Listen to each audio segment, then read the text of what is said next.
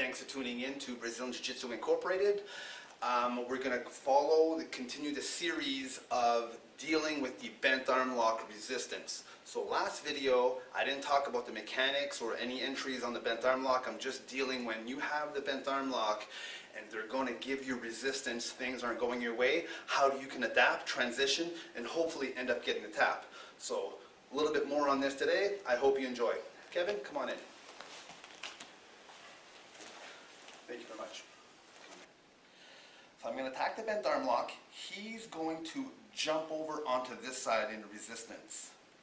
There's part A or part B. We're going to deal with part A when I actually win the battle when he jumps over. And then part B will be the next video on what happens if I don't win the battle in this transition. So I'm attacking the bent arm lock. He wants to jump over. And I win the battle with this hand and I place it at the lower part of his back behind his belt. This is what I actually win the battle. If he were to win the battle, let's go back it up a little bit, he would actually come underneath here and win the battle.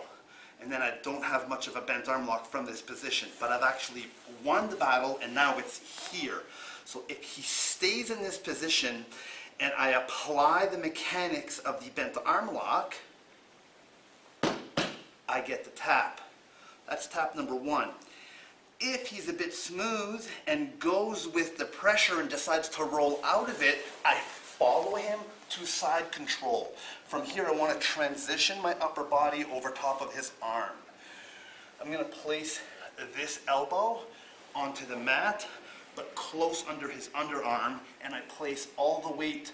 The elbow transitions to the underarm, and this is where I rotate it, I bring it up, and then I lift his elbow off the mat as I push down on the hand here and get the tap.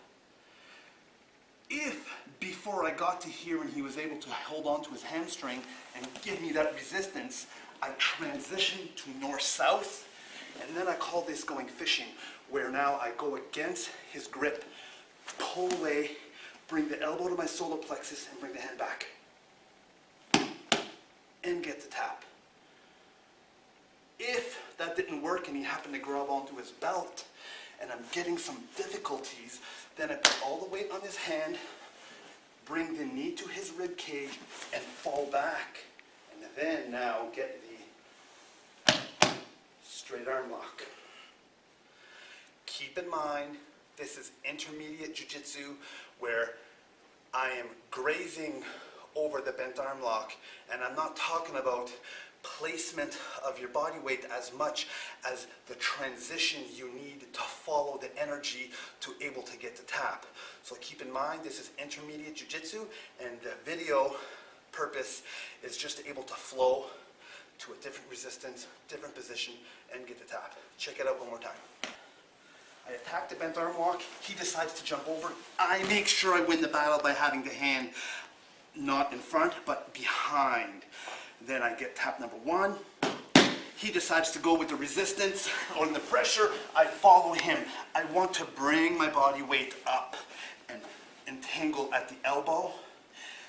My own elbow at the mat, but then I'm going to transition it to the underarm so I can rotate the hand here, rotate the elbow up and lift and get the tap.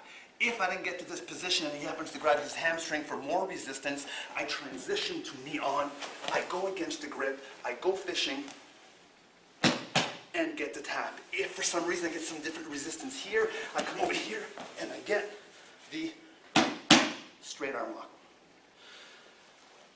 There you have it. Just working on bent arm lock resistance. You got the bent arm lock, you think things are going your way, he has something else in mind. Last video we covered when he jumps this way. Now we're covering when he jumps this way and things went your way. Wrap it up both sides. I hope it helps you out, and I look forward to seeing you in the mat soon.